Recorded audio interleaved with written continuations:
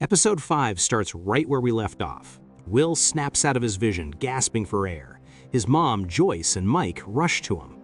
They are totally blown away by what he just did. He used his mind to tap into the monster's mind. But instead of feeling like a hero, Will looks like his heart is breaking. He tells them Vecna has all the 12 children, and they are not coming back. Will feels like he failed because he couldn't physically pull the other kids out of Vecna's hand. Joyce and Mike try to tell him that he's the only reason they're even alive right now, but Will is just too disappointed in himself to hear it. The emotional moment is cut short by a terrifying sound of military helicopters. The group knows they can't stay in the open, so they dive into the underground. While moving through the tunnel, they find Lucas, and it's a scary sight. Lucas was hit hard by a demogorgon and was hurt pretty badly.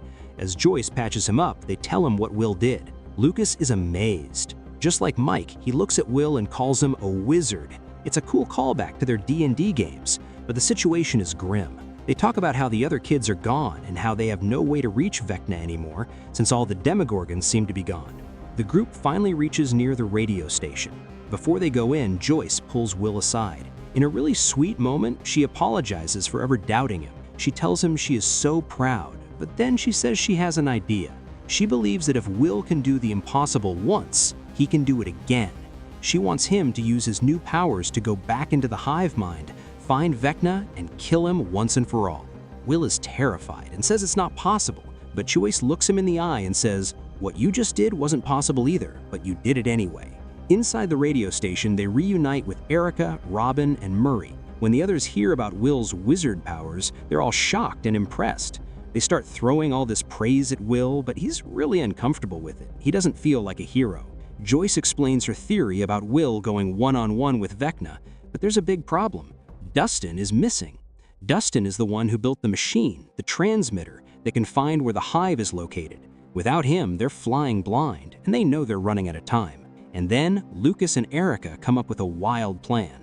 Erica will find their science teacher, Mr. Clark, for the transmitter, and Lucas suggests they take a dead demogorgon and use the radio tower's electricity to shock it back to life like Frankenstein.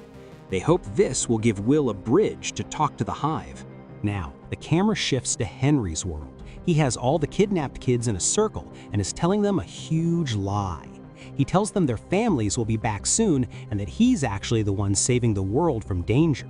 Most of the kids are too scared to move, but Holly Wheeler knows he's lying. Henry tells them to enjoy today because tomorrow they start working. Holly realizes they're on borrowed time. Henry also warns them, whatever you do not go into the woods. Holly isn't a rule follower. She sees a chance and sneaks out into the woods anyway.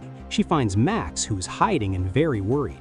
Max thinks Holly was followed, but Holly says she's safe. She tells Max everything that's happening and says they have to escape right now.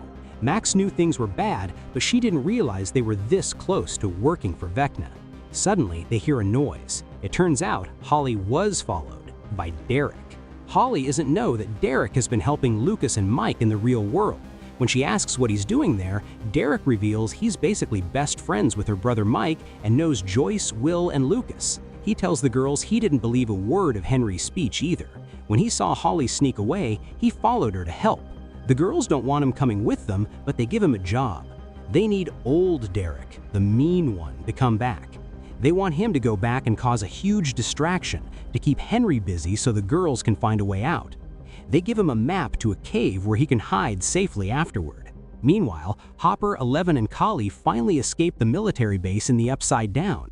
Thanks to Collie's power to make people see things that aren't there, they trick Dr. K and get away. They head to a church where they expect to find Dustin, but it's empty. 11 is really angry at Hopper. She found out he was willing to be a suicide bomber to save them. She feels like he still doesn't trust her to be strong enough to win the fight. Hopper tries to explain he was just being a dad, but 11 isn't having it. While Hopper tries to use the radio to find Dustin, 11 and Collie have a deep talk. Collie tells 11 the horrible truth about what happened to her after she was kidnapped. She says a doctor named Dr. K was using her blood. It was so much that she thought the doctor was a vampire. Eventually, Collie escaped from her room and found something even scarier. Rooms full of pregnant women being injected with Collie's blood. Their bodies were rejecting it.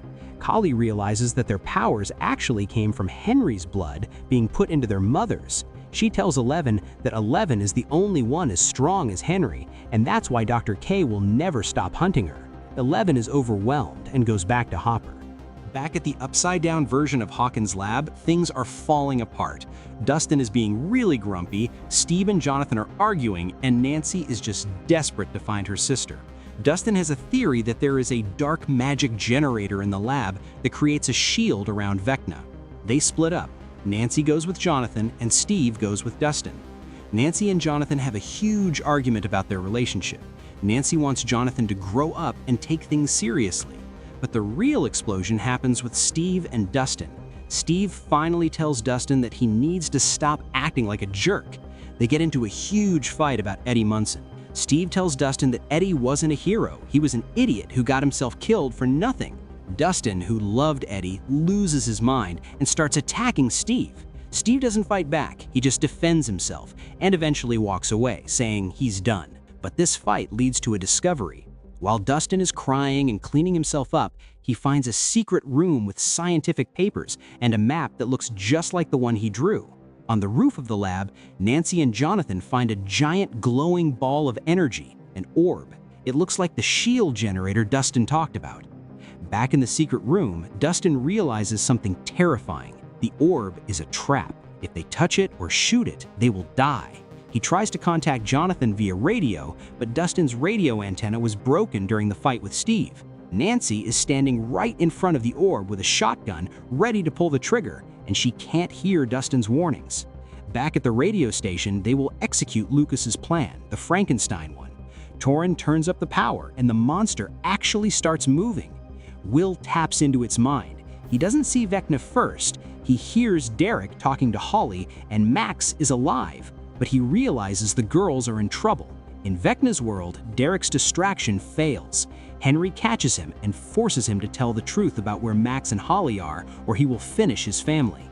Henry finds the girls just as they are about to escape through a memory door. He grabs Max by the throat. He's been waiting 2 years to finish her off. But suddenly, Will intervenes. Using the Frankenstein monster as a link, Will speaks through Vecna's own mouth. He uses his mind power to snap Vecna's leg. He yells at the girls to run, and they take off. But Henry is too strong. He fights back and blasts Will out of his head. The episode ends in total chaos. The dead monster explodes, and a giant hurricane of dark energy starts swirling around the tower. Will falls to the floor, totally passed out. His friends are terrified. And the episode 5 ends right here.